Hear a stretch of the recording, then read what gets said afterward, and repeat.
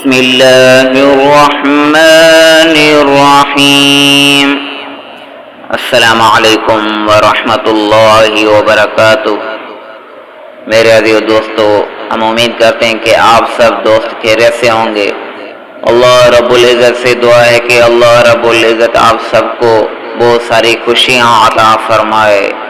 اللہ رب العزت آپ کی مدد فرمائے، آپ کی دعاؤں کو قبول فرمائے۔ دوستو، آج میں آپ کے لیے ایسی دعا لایا ہوں، یہ ایک ایسا اسم اعظم ہے۔ دعا مانگنے کے لیے اللہ تعالیٰ کا اسم اعظم بطور وسیلہ اختیار کیا جائے تاکہ دعا کی قبولیت کی صورت نکلے۔ رسول اللہ صلی اللہ علیہ وآلہ وسلم نے ایک شخص کو دعا کرتے سن رہا، وہ یہ دعا مانگ رہا تھا، تو رسول اللہ صلی اللہ علیہ وسلم نے سن کر بتایا، اللہ کی قسم، اس نے اللہ کے اسم اعظم کا واسطہ دے کر دعا کی جس سے اسے پکارا جائے تو سننا ہے اور مانگا جائے تو دیتا ہے۔ اسم اعظم کے ساتھ جناب رسول اللہ صلی اللہ علیہ وسلم پر درود شریف پڑھنا بھی دعا کی قبولیت کا باعث ہے۔ رسول اللہ صلی اللہ علیہ وسلم نے ایک شخص کو دعا مانگتے سنا کہ اس نے دعا میں درود شریف نہ پڑھا تھا۔ آپ صلی اللہ علیہ وسلم نے فرمایا اس نے جلد بازی سے کام لیا۔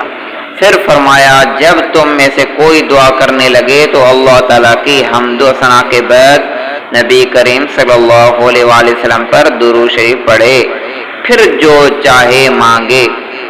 درود شریف کا پڑھنا ویسے بھی باعث رحمت ہے۔ آپ صلی اللہ علیہ وسلم نے فرمایا جو شخص مجھ پر ایک بار درود پڑھے تو اللہ تعالیٰ اس پر 10 بار رحمت بھیجتا ہے۔ تو میرے عزیز دوستو، آج میں آپ کے سامنے اسم اعظم لایا ہوں، یہ آپ اسکرین شاٹ لے کر اپنے پاس رکھ لیں، یہ دعا میں پڑھتے رہیں، انشاءاللہ تعالیٰ آپ کی دعائیں غیب کے خزانوں میں سے پوری ہوگی۔ اور یہ دعا اسم اعظم یہ ہے، اللہم انی اسألک بأنی اشہد انک انت اللہ لا الہ الا انت الاحد الصمد الذی لم یلد ولم یولد ولم یکن لہ کفوا احد۔ میرے عزیزو، بس اتنی چھوٹی سی یہ دعا ہے، اسم اعظم ہے، یہ اسم اعظم ہے۔